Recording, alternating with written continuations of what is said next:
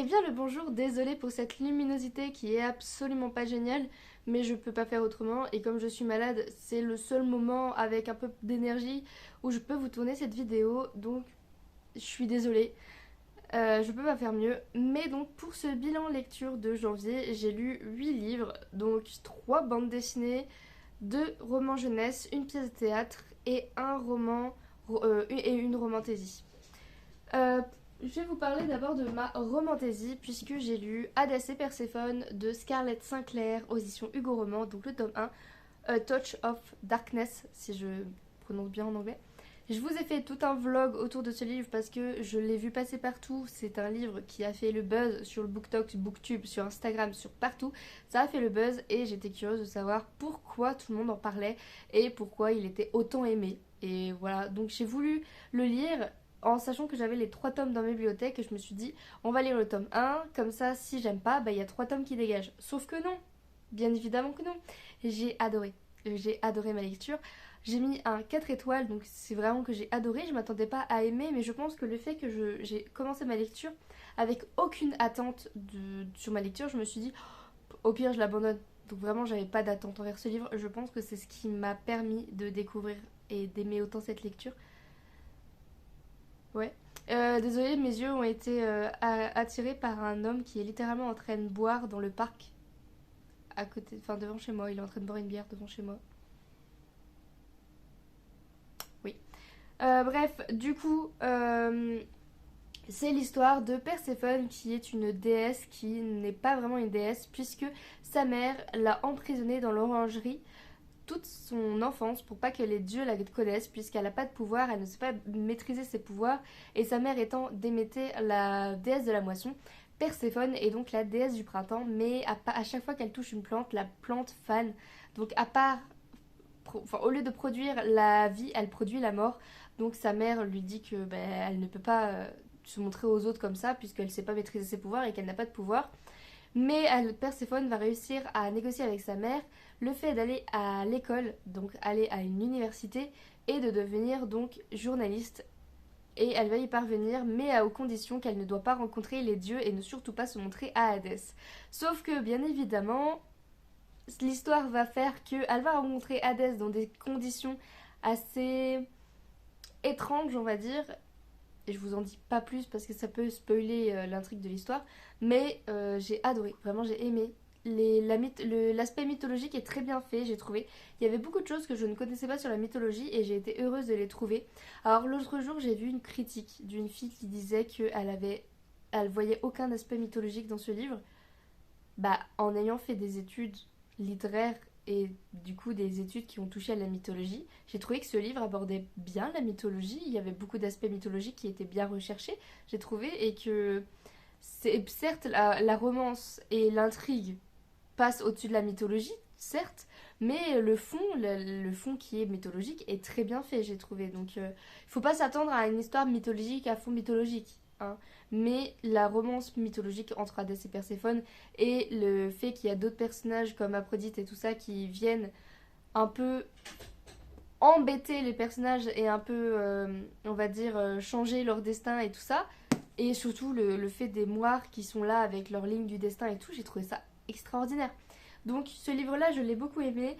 Le tome 1 peut se lire comme un tome, comme un one-shot. Vraiment, je ne ressens pas l'envie de lire le tome 2, ni le tome 3, ni le tome 4. Mais on m'a dit qu'on pouvait lire le tome 2, tome 3 et tome 4 en faisant comme si c'était eux aussi des one-shots. Puisque l'histoire continue, c'est les mêmes personnages, c'est la même... Enfin, l'intrigue dans ce livre-là est terminée. Mais c'est la même finalité, enfin, la même continuité d'histoire. Sauf que c'est approfondi et on en apprend plus sur le monde de Perséphone dans le monde de Hadès. Voilà. Donc je pense que je vais lire le tome 2, mais dans un petit moment, pas maintenant, parce que j'ai vraiment peur d'être déçue alors que j'ai adoré le tome 1. Donc je vais attendre un peu. N'hésitez pas à me dire si vous l'avez aimé, parce que vraiment j'ai vu que des commentaires positifs. Alors si vous avez un commentaire négatif à faire, je serais heureuse aussi de l'entendre, parce que j'ai adoré ma lecture, mais j'ai mis un 4 étoiles. Pourquoi j'ai mis un 4 étoiles et pas un 5 étoiles, puisque ça a été presque un coup de cœur, c'est que le smut était beaucoup trop présent à des moments où j'étais mais pourquoi? Vraiment pourquoi? Il y a des moments ils arrêtent, ils recommencent, ils arrêtent, ils recommencent, j'étais mais il s'est rien passé, on n'a même pas eu une brève conversation qu'ils ont recommencé. Mon chat vient de me gueuler. Il y a vraiment des moments où j'étais. Ouais, le smut. Donc je lisais un peu en diagonale les scènes de smut parce que ça elles servent à rien dans l'histoire. C'est les premières, ok, ça donne de la petite tension. On est en mode oui, et enfin, et ça se concrétise. Mais les autres, par la suite, on est juste. C'est juste du fan service là, vraiment. Moi, le smut, c'est pas mon truc. C'est quoi le bruit?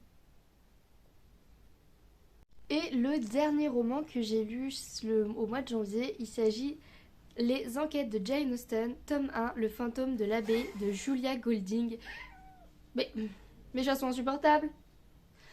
Et donc on est sur Jane Austen qui a 13 ans, si je me souviens bien, et qui va devant l'abbaye. Vous savez, elle a écrit un livre sur Norton Abbey, un truc du genre. Et donc on est sur une enquête paranormale, mais pas vraiment. Puisque on est sur Jane qui a 13 ans et son frère va lui donner le défi de j'y suis déjà allée dans cette abbaye là et moi je suis persuadée qu'il y avait un fantôme mais j'ai pas réussi à le prouver et j'ai pas réussi à le trouver. Et comme Cassandra était censée aller dans la baie, mais elle s'est cassé un bras à cause de son amour pour un jeune homme, c'est Jane qui y va et donc elle va essayer d'éclaircir ce mystère, enquêter sur ce fantôme qui apparemment fait très très peur à tout le monde et qui terrorise les employés de la baie. Et donc on va avoir plein de petites scènes qui sont un petit peu effrayantes, comme elle se met à la fenêtre et elle voit une ombre blanche passer dans le jardin. J'ai vraiment adoré. On est sur du Jane Austen, enfin une réécriture de Jane Austen bien évidemment, mais qui est vraiment très bien faite. Elle a 13 ans, mais elle a des réflexions très intéressantes et très intelligentes. Vraiment, j'ai adoré cette histoire. Si vous aimez les réécritures de Jane Austen ou si vous aimez tout simplement ses œuvres, je vous conseille vraiment parce que j'ai adoré. Il y a 3 tomes si je ne me trompe pas et je pense que je vais m'empiffrer de ces 3 tomes parce que vraiment j'adore. J'ai mis 5 étoiles. Donc vraiment j'ai adoré avec un 5 étoiles, c'est sûr que j'ai adoré. Excusez-moi si je commence à avoir la voix rocailleuse ou le nez qui coule. Je suis malade. C'est une catastrophe. Je pense que je vais boire un coup. Hydratez-vous, hein. Ensuite, pour l'université, qui est d'ailleurs dans un vlog, j'ai lu L'Alouette de Jean Anouilh. Et ça, c'est une réécriture de la vision de Jean Anouilh sur le procès de Jeanne d'Arc, qui est... Je l'ai adoré. Alors personnellement, je l'ai lu en même temps que de regarder la pièce de théâtre, comme ça m'a facilité un peu la vie, puisque je devais tout mémoriser en même temps que d'analyser. Donc je me suis dit, autant mémoriser en regardant et en analysant en lisant. Voilà, comme ça j'ai fait les deux choses en même temps. Il est très intéressant, j'ai mis un 4 étoiles parce que vraiment c'est une réécriture que j'aime beaucoup. J'aime beaucoup l'écriture de Jeanne d'Arc et étant donné que je fais mes études à Rouen, il est évident que j'ai des études sur Jeanne d'Arc, hein, bien évidemment, là où elle a été brûlée, le bûcher du vieux marché. Donc voilà, c'est une très bonne réécriture. Si vous aimez le théâtre, je vous le conseille. Après, si vous n'aimez pas trop l'histoire et le théâtre, ça peut être assez long. Mais voilà, mais c'est une réécriture que j'ai beaucoup aimée.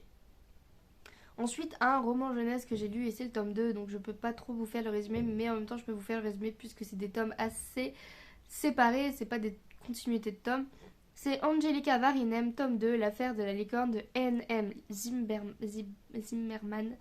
Ah, quand on a le nez bouché, c'est dur, hein.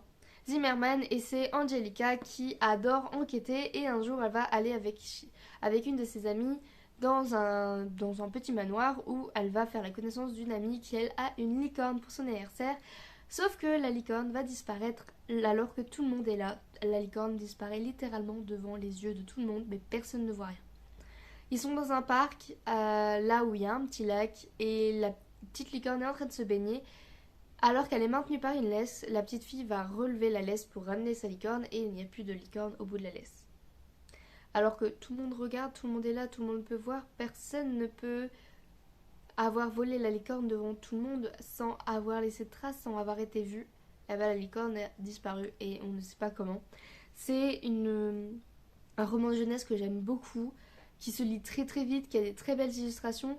J'aime beaucoup Angelica Varinen parce que vraiment on peut mener l'enquête en même temps qu'elle. C'est pas tout ne tombe pas comme ça tout cuit dans sa bouche. Vraiment les enquêtes tout amène au fait qu'elle découvre les choses et c'est très rare que moi je ne trouve pas en même temps qu'elle, vraiment. Alors après, c'est parce que j'ai peut-être 25 ans et que c'est destiné à la jeunesse. Mais vraiment, c'est un bon moment de lecture et j'aime beaucoup vraiment ces moments de lecture avec ça. Ensuite, on va passer aux albums. Pour le musée imaginaire de Jane Austen, qui est de Nathalie Novy et Fabrice Collin. C'est aux éditions Albin Michel, si je ne me trompe pas, oui. Et je vous l'ai présenté en long, en large et en travers dans mon vlog sur Jane Austen, donc je pense que vous en avez entendu parler. Mais c'est un album qui retrace comme un musée toute l'œuvre de Jane Austen et qui analyse les personnages de chez Jane Austen tout en analysant aussi la vie de Jane Austen. Et aussi, on a le fait que des petites anecdotes comme par exemple au Japon, ils n'ont pas traduit Jane Austen avant le 21e siècle. Alors que maintenant, avant c'était pas très connu dans ces pays-là, alors que maintenant ils ont carrément des cours dédiés à cette autrice. Donc il y a vraiment une évolution entre le fait qu'ils n'avaient pas traduit Jane Austen et notre époque où on idolâtre un peu Jane Austen, un peu beaucoup même, rien que moi je suis très fan d'elle, où Monsieur Darcy est littéralement l'homme de notre vie. Il y a vraiment une grosse différence entre le avant et le maintenant. Et je trouve ça vraiment très intéressant de voir avec les belles illustrations l'analyse qu'on peut faire de Jane Austen et de sa vie et de ses œuvres. Si vous êtes fan de l'autrice, je vous conseille fortement cet album parce qu'il est incroyable. J'ai lu un manga que j'ai pas très aimé et ça s'est vu puisque j'ai mis un 3 étoiles et encore j'ai été gentille avec le 3 étoiles. J'ai mis un avis et l'avis sur Babelio n'est pas très bon. Puisqu'on est sur The Ichinos, Family Deadly Sin, tome 1 de Taisen 5, je pense que c'est Taisen 5 et pas Taisen 5, aux éditions Kana, et on est sur l'histoire de Tsubasa Ichinos qui est un collégien et qui se réveille un jour du coma et il ne sait plus qui il est, il ne sait plus du tout comment il est venu au monde, il ne sait plus du tout quelles étaient ses passions, quelle était sa vie avant le coma, il ne sait rien du tout et il espère que sa famille va l'aider, sauf que sa famille est elle aussi tombée dans le coma et donc sa famille a elle aussi perdu la mémoire. Donc il se retrouve en famille à ne plus savoir qui est qui, à ne plus savoir comment fonctionnait leur famille, qui aimait qui se disputait avec qui a trahi qui, enfin bref, ils ne savent plus rien, donc ils recommencent à zéro. Sauf qu'ils se disent que, tiens, pour pouvoir comprendre notre vie et pouvoir retrouver nos souvenirs, pourquoi on ne s'inventerait pas des souvenirs jusqu'au moment où on dira ah ça c'est un vrai souvenir. L'idée est bizarre mais potentielle, ça peut potentiellement marcher donc il n'y a pas de problème. Sauf que ils vont rentrer dans leur maison et découvrir leur chambre qui est individuelle. Donc les grands-parents ne dormaient pas ensemble, les parents ne dormaient pas non plus ensemble, chacun a sa chambre et chacun a une chambre très bizarre. Vraiment, les chambres c'est un bazar mais incroyable avec des choses vraiment étonnante. Je ne peux pas vous dire exactement ce que c'est les chambres puisque ça serait un spoil. Mais imaginez que par exemple si vous êtes fan de une chose, imaginez que vous l'avez en 20 millions d'exemplaires dans votre chambre. Et je parle pas de livres. Par exemple c'est une peluche cochon, vous l'avez en 20 millions d'exemplaires dans votre chambre. Ou si vous êtes pro quelque chose, eh ben votre chambre c'est plein de tags de bizarreries. Vraiment, leur chambre c'est ça. Et ça montre un petit peu leur personnalité. Et leur chambre c'est un peu quelque chose qu'ils vont cacher aux autres parce qu'ils trouvent ça très bizarre et ils essaient de comprendre eux-mêmes pourquoi leur chambre est comme ça. Il y a des scènes vraiment bizarres comme du harcèlement horrible. Les scènes de harcèlement scolaire sont imbuvables. Vraiment, c'est imbuvable les scènes de harcèlement.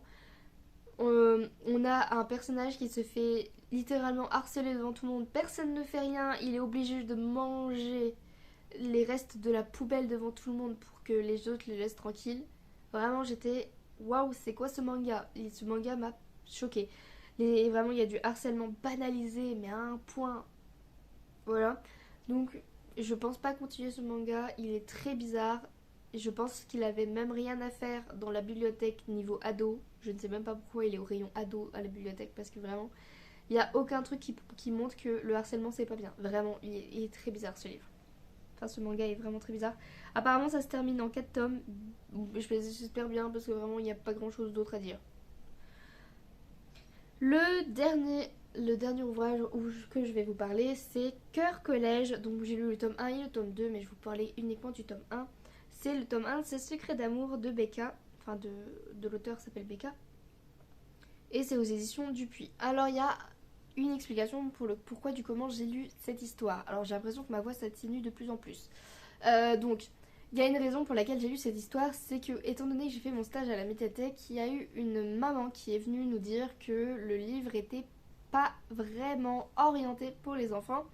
Et j'avais eu cette même réflexion lorsque moi je l'avais rangé en rayon et que j'étais tombée sur une page qui m'a relativement choquée. La page c'était du harcèlement sexuel par message de façon banalisée. Voilà, rien que ça. Et donc étant donné que c'est mis dans le rayon jeunesse, j'étais pas bien d'accord avec ce classement. Et donc j'ai commencé à les lire pour être sûre que ce ne soit pas juste un moment comme ça et qu'au final ça soit expliqué de façon correcte et de façon à montrer que ce n'est pas bien. Mais du coup moi j'en suis aux deux premiers tomes et les deux premiers tomes j'ai adoré ma lecture. On est sur une petite fille qui rêve d'amour et qui tombe amoureuse d'un garçon et donc elle va écrire un petit carnet dans lequel elle va écrire dans un carnet ses analyses sur l'amour avec son amie.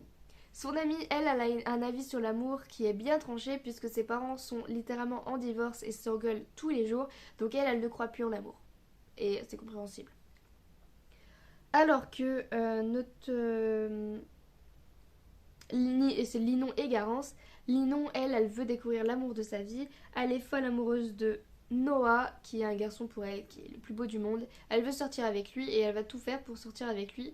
Donc elle va mener son enquête de comment on peut faire pour tomber amoureux et pour qu'un garçon tombe amoureux de nous. Et pourquoi il y a des filles qui ont plus d'attrait pour les garçons que d'autres. Donc les deux premiers tomes, c'est une enquête sur l'amour. Il y a des réflexions, des morales très très belles. Vraiment, j'ai trouvé les deux premiers tomes très très bien.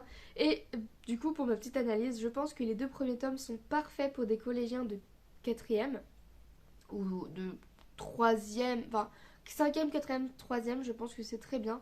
Mais par contre, pour le reste de l'histoire, quand Linon et Garance grandissent, il vaut mieux adapter la lecture au niveau lycéen. Voilà, donc en fait, c'est un peu comme les loups ou les Harry Potter, il faut graduer, il faut grandir avec le personnage et le lire une fois on a atteint l'âge du personnage, on peut continuer la suite. Je pense que c'est le mieux parce que sinon ça peut donner vraiment des mauvaises réflexions et des choses pas très nettes. Mais pourtant l'histoire est très bien faite, enfin pour l'instant. Je ne parle pas du tome 3, du tome 4 et du tome 5, surtout que le tome 5 est le problème justement. Donc pour l'instant je ne peux pas en parler et je vous en reparlerai lorsque je les aurai lus, bien évidemment. Peut-être que je vous ferai une vidéo intégralement dédiée à ces albums-là qui sont inclassables en médiathèque. Parce que ça pourrait être un très bon sujet. Les médiathèques sont obligées de mettre toutes les séries au même endroit, bien évidemment. Et sauf qu'il y a des séries comme Lou ou comme par exemple Cœur Collège qui grandissent au fur et à mesure des personnages et que les thématiques deviennent de plus en plus adultes, enfin de plus en plus avertis on va dire, alors que les lecteurs lui continuent à être l'enfant d'aujourd'hui, l'enfant qui a dévoré tous les tomes en une semaine alors qu'il aurait dû grandir au fur et à mesure avec le personnage. Voilà. Donc ça je pense que c'est un peu le sujet de cette vidéo que je vous ferai une fois que j'aurai lu les loups et les cœurs collège et je vous en ferai un sujet vidéo. Donc c'est tout pour moi pour aujourd'hui. Je pense que je vais arrêter la vidéo là parce que je suis en train de mourir littéralement. Donc j'espère que vous avez apprécié cette vidéo malgré ma voix cassante et peut-être agaçante surtout. N'hésitez pas à me dire en commentaire si vous avez lu les mêmes livres que moi ou si vous souhaitez les lire. Et n'hésitez pas aussi à me dire les livres que vous avez lus en janvier, ça me ferait plaisir de les lire. Surtout s'ils sont à la médiathèque, j'irai les emprunter. Voilà, ça peut me donner envie d'emprunter des livres que je n'aurais pas forcément empruntés. Donc je vous fais des gros bisous, n'hésitez pas à liker, commenter et à vous abonner.